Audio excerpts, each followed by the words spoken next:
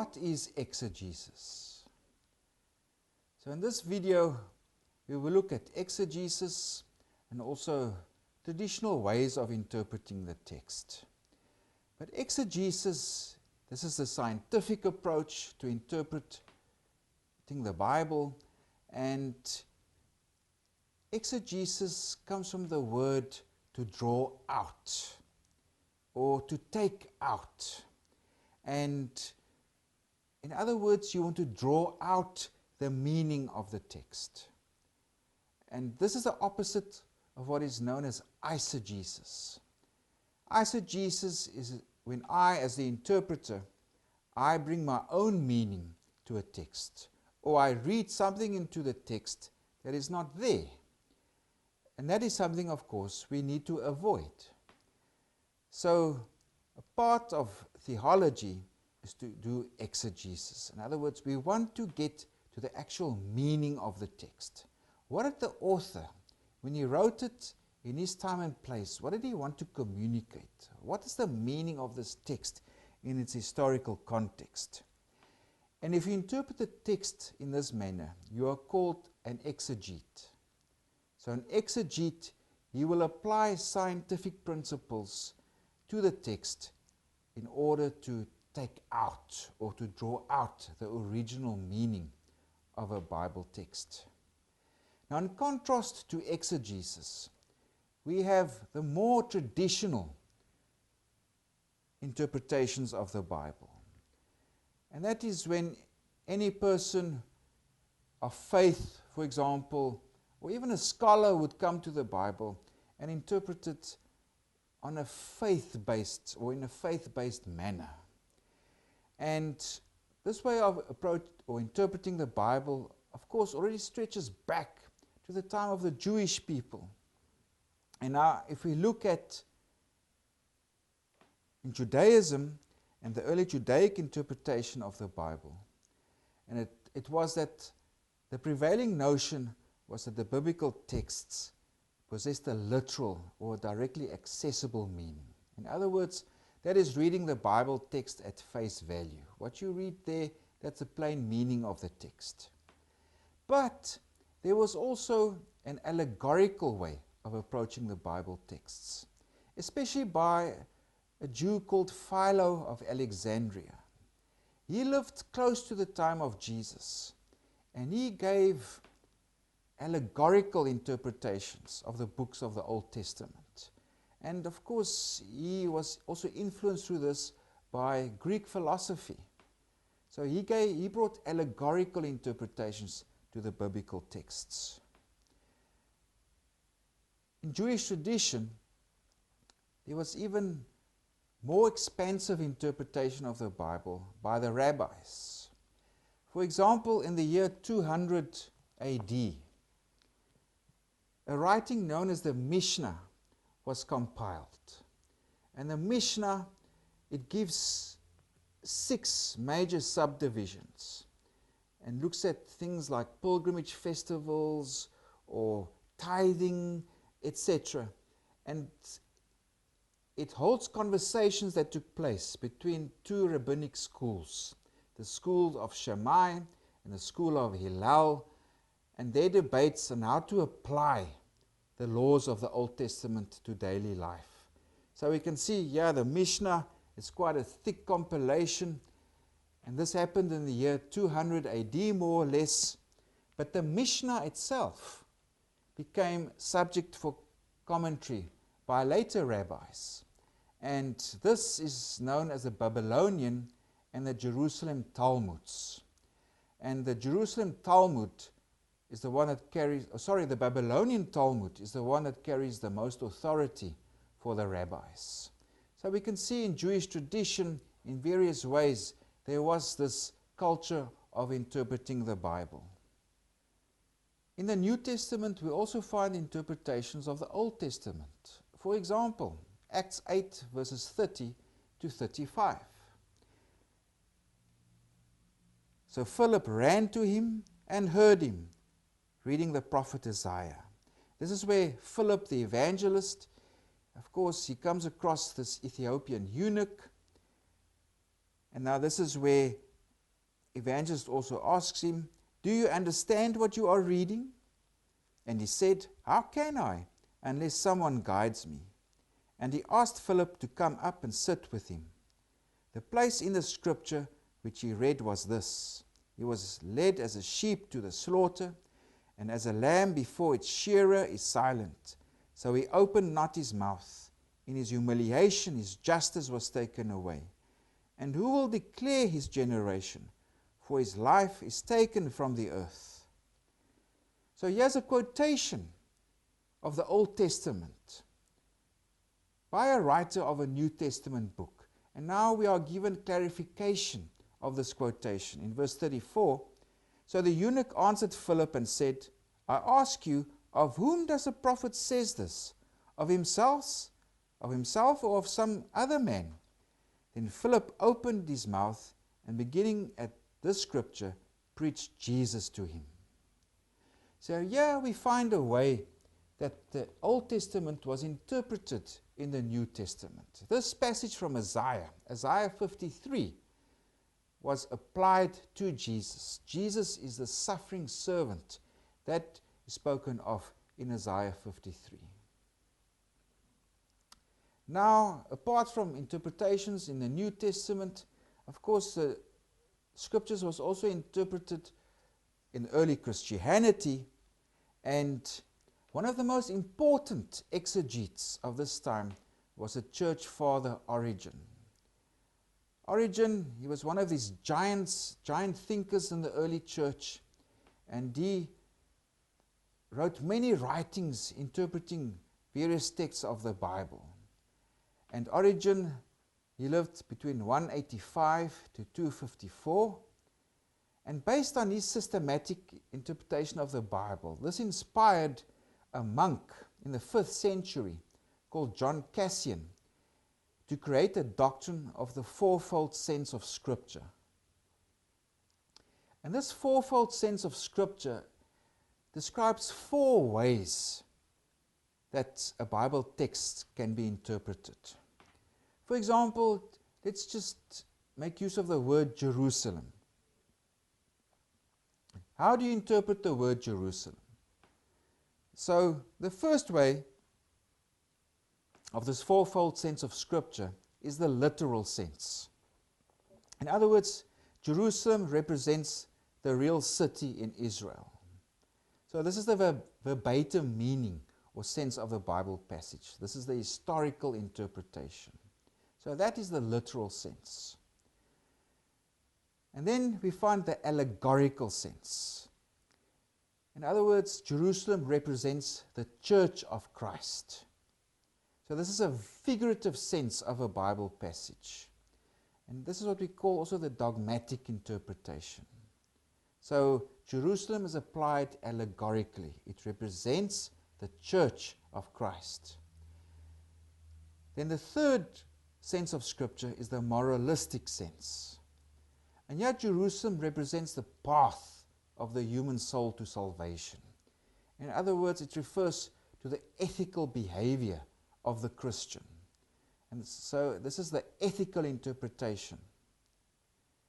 Then the fourth sense is the anagogical sense. Jerusalem represents the heavenly Jerusalem. And the anagogical sense refers to the future. It's future orientated. So this is an interpretation based on hope. Another way of putting it, it's an eschatological interpretation. And eschatology refers to the future. So that's the fourfold sense of Scripture that was developed by John Cassian. And it's quite important for us also to be aware of, because we find often these various senses of interpretation in the Divine Service Guide. And if we prepare for the Divine Service, from the Divine Service Guide for our sermons, then we can begin to identify this fourfold sense of Scripture. That's the literal sense, the allegorical sense, the moralistic sense, and also the anagogical sense. In the previous video, we briefly referred to the scholastic method of interpretation, which was a combination of philosophy and looking at Scripture at the same time. Now if we jump to the modern period and modern approaches to interpreting the Bible, also in traditional faith settings, we will look here at how it's approached in Protestant churches and in Catholic churches, or the Catholic Church. So in the Protestant churches, the principle is the Bible is unequivocal and can be interpreted and understood by anyone. So that's the principle. So the Bible becomes free and open to everybody to read and interpret. So Martin Luther, remember this principle of sola scriptura, in other words, the Bible alone. For Martin Luther, that was an important theological principle. Only the Bible leads to truth. And he rejected the fourfold sense of Scripture. That sense or that doctrine was developed by John Cassian. For Martin Luther, the literal, the historical sense, that is the way that the Bible must be interpreted. And also the reformers, in other words, those in the tradition of John Calvin, etc., for them also the teaching authority is based in Scripture. It's not based in the Pope, or the authority is not in the church, or it's not in the ministry, for example, the bishops that must interpret the Bible. The Bible is there basically for anybody to interpret. But based on the Protestant approach to the Bible, in the previous video we already mentioned that at the time of the Enlightenment, this new historical awareness developed about the Bible books, that they were products of a specific historical time period. The Bible wasn't produced all at once. Doctrine didn't develop all at once. Each book has its own theology. It represents a different time period, a specific understanding of God, various topics. But based on that development in the Protestant Reformation and the sola scriptura principle, it was important to produce reliable versions of the Bible. For example, Martin Luther's German Bible, which came out already in 1534. And to have this reliable translation of the Bible, what is needed is also good manuscripts. And that includes Greek manuscripts for the New Testament and also Hebrew manuscripts for the Old Testament. And we must employ philological methods. In other words, look at linguistics, look at the language, look at the literary style of the Bible. Because meanings of words have developed. How do you translate these words also in an accurate way? And of course also, this is historical interest in the books of the Bible. Look more and more at the dates of authorship. Who were the authors? And what was their specific theologies? Remember, theology branched into two main fields, dogmatics and exegesis. So exegesis incorporates producing reliable Bible texts or Bible manuscripts, because we must all agree on the same Bible text. And of course, based on that, we can produce reliable translations of the Bible. Now in the Catholic Church has a different approach to interpretation of the Bible. There, the principle is the Bible is ambiguous and can only be properly interpreted and understood by the teaching ministry. And the teaching ministry is the Pope and the bishops. And part and parcel of interpreting the Bible is also church tradition and the authority of the church. So the Bible cannot just speak for itself. It needs, from the Roman Catholic position, interpretation of the Bible must be guided by the teaching ministry and also by the church tradition. So that's the contrast between a Protestant interpretation of the Bible on the one hand and the Roman Catholic understanding of the Bible on the other hand. Just briefly, we can just mention that the New Apostolic Church, we understand that the apostle ministry They are the final interpreters of the Bible, and they are the ones that give us correct theological understanding and interpretation of biblical texts. So those are the more traditional ways of interpreting the Bible. Now if we come back to the more scientific way, in other words, doing exegesis.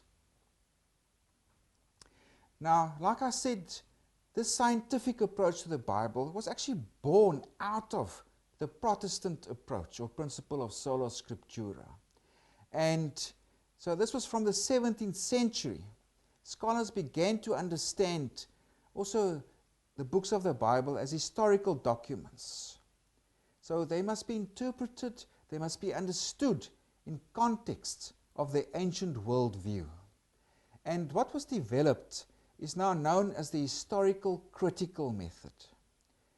And historical critical does not mean to criticize the Bible. It's just to have a critical approach to the biblical books. Exactly what was their origin? Who wrote them? How did they develop? In what date and context were they produced? So that's the historical critical method. This came to prominence as an exegetical tool. So this method, it strives to employ the greatest possible scientific method and objectivity.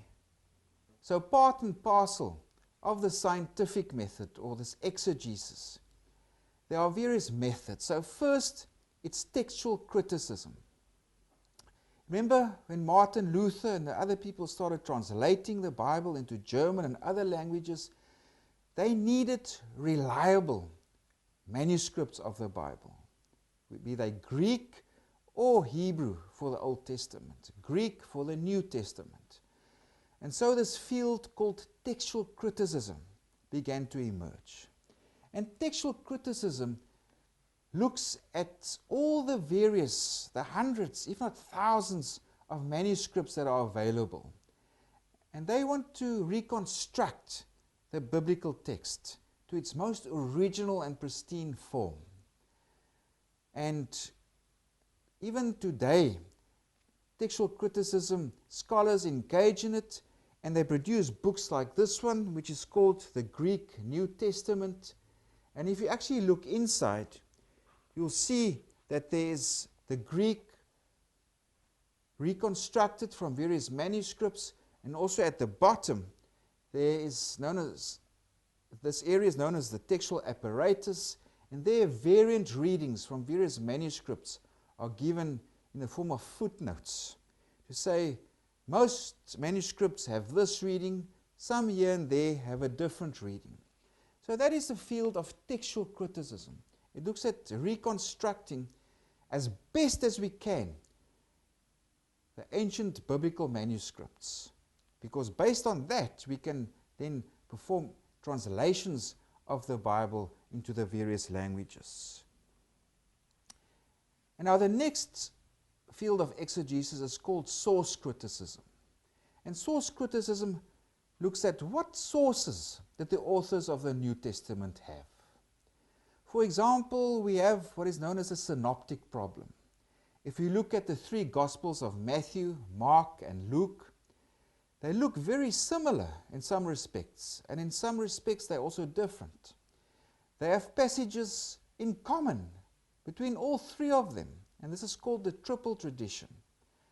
So the synoptic problem looks at these three Gospels. How are they interrelated? Who used who as a source here?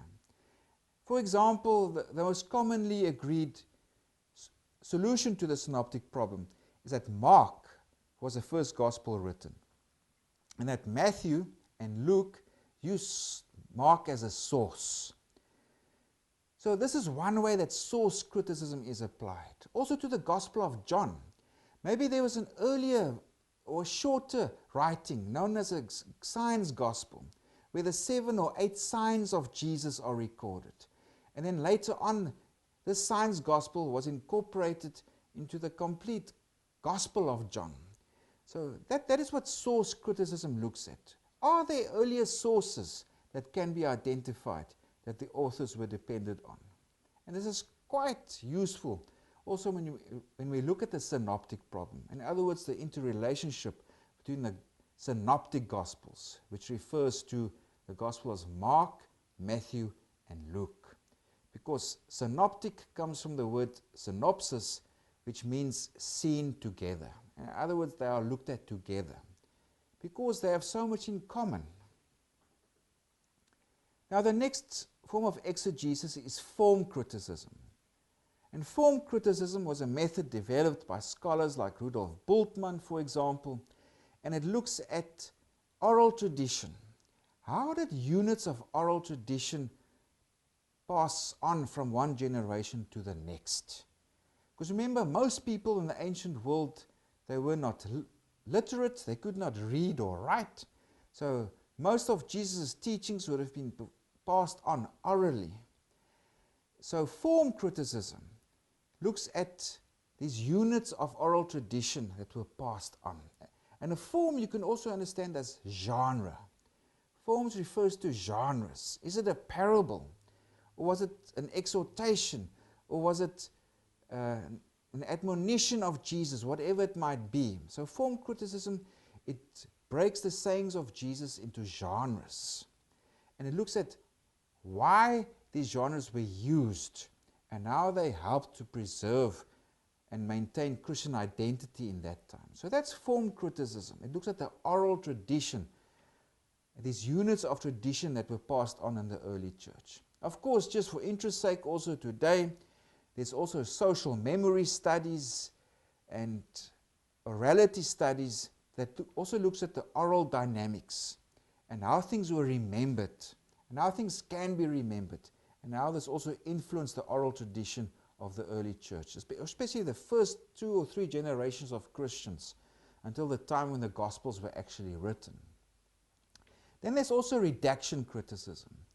And redaction criticism looks at how the evangelist, here the author of a Gospel, redacted or edited his sources. For example, when Luke took some passages from Mark, how did he change them? How did he modify them? What did he add? What did he take away? The same with Matthew. And redaction criticism informs us about the specific theological intent of the evangelists or the author of that particular gospel. Because what is it that is particular to Luke or to Matthew? How they redact their sources or edit their sources to help put forth their vision or understanding of Jesus to their community of Christians. So that's redaction criticism. In other words, how the authors or evangelists edited their sources when they compiled or produced their own gospels. Now there are also other methods of performing exegesis or the scientific understanding of texts. For example, there's a depth psychological exegesis based on Carl Jung's idea of this collective unconscious and universal ideas that are produced.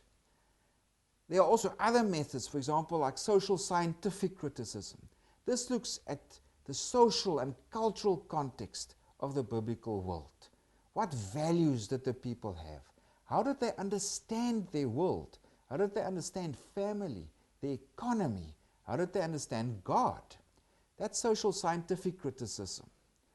Then there's also rhetorical criticism, and this looks at what kind of rhetoric do the authors of the Bible, and especially the New Testament, like Paul, what kind of rhetoric does he use in his letters? How does he employ rhetoric to persuade people, to prove his points? And there's also, for example, post-colonial criticism. Post-colonial criticism looks at what was the interaction between the oppressor and the oppressed, the colonizer and the colonized, and the meeting point between the two. Because also the early church and also the Jewish people for most of their history they were kind of a colonized people by the Romans, or it would be by the Assyrians or the Greeks, etc. Then there could be also gender criticism. How does the Bible understand gender, etc.? And there are also other fields. So This scientific study of the Bible, or this exegesis, it's a very big field, and it's very interesting because all of these different aspects of interpreting the Bible illuminates the Bible. It brings it alive. We understand the ancient people and the world of the ancient text much better. And the last field we can mention here is literary criticism. Especially again if you focus on the Gospels. Literary criticism looks at the Gospel as a story. There are characters in the story, with Jesus being the main, or God being the main character. And there are other characters like the disciples and the Pharisees, or the opponents of Jesus. And then there's the narrative and the narrative plot, how the plot moves ahead from the beginning of the story to its culmination at the end. So literary criticism approaches the Gospels also in this way. And you can also gain some important insights and new things into how to understand the Gospels or other writings of the New Testament, also the Old Testament. Now, if you want to perform an actual exegesis, it looks at answering basic questions. And some questions that will be asked is, what is the contents of the passage? In other words, what's the beginning and ending? What is the literary structure? What are the key words of this passage? Another question to perform exegesis is, what type of literature or genre or form is this? Is this a parable? Is this a law statement? Is this a psalm or a hymn? Is this an epistle? What is this? Because there are genres and subgenres. Also, what are the clues to interpreting this genre? So obviously, if you're interpreting a parable, it doesn't mean that this is something literal that has happened. It tells a story. It's an allegory to tell us something else. Another question to ask is, what is the literary context of the passage in the book? What does this tell us about its meaning? So in other words, you have the shorter context of the Bible passage, but of course there's the larger context of the chapter or the whole book, because that informs us how we must interpret this passage or pericope that we are dealing with. Are other texts quoted or alluded to in the passage?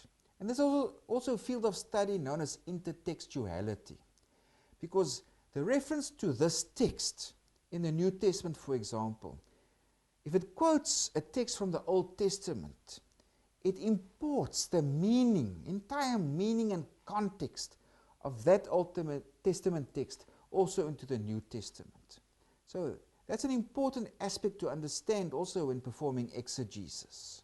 You cannot just interpret that Old Testament text in isolation. You must connect it with its context in the Old Testament also. What is the historical context of the passage? Does archaeology help us to understand it? So in other words, when was this book written? Who wrote this? Why was it written? What is the historical situation that this book addresses? And what can archaeology also tell us about this period? And archaeology itself is also sometimes incorporated into the field of biblical studies or even theological studies. And of course also, what is the world view of its first readers? What were their cultural values and traditional customs and beliefs? For example, the world of Jesus and the ancient Mediterranean world, there were two important values like honor and shame. Today in the Western world, we don't even know what honor and shame means. But in that world, honor and shame was very important. And many things happened through this dynamic of Jesus being an honorable person. And the Pharisees want to bring dishonor to him by challenges. They want to bring his honor ranking down. They always come to test him and question him. They want to win these honor contests. So this is the social and cultural world that must also be understood. Because if we don't understand the world of the people who wrote the books, and also their first readers, or those who heard the Gospels and other writings being read, we will miss a lot. And we could bring our own meanings to the text. So we must understand this context, the social, this cultural and historical context of the biblical writings. Also, other questions is what kind of persuasion to change attitudes and actions is there in the passage? So this is like rhetorical criticism. What kind of rhetoric is there? What's form of persuasion, for example, that Apostle Paul is using to change people's thinking and their behavior? We can ask more questions to do exegesis, but that's enough for now. And maybe when you read the Bible again, this will also whet your appetite to ask more questions about the Bible, to bring its fullness, its meaning. Remember, this is what exegesis is trying to do, is to draw out the original meaning of the text and for us to be as scientific about it as possible. Because otherwise we bring our own meaning to the text, and that is not what we want to do. So that's exegesis. In contrast also to what we've discussed now, the more traditional ways of interpreting the Bible. So enjoy your future reading of the Bible. Enjoy your future exegesis of the Bible. We invite you to do this also, to start applying these techniques also for you to understand the Bible better, and also to read the Bible in a way that's responsible, and to interpret the Bible that's informed and responsible. So that's about exegesis. In our next video, we will focus on what is dogmatic theology.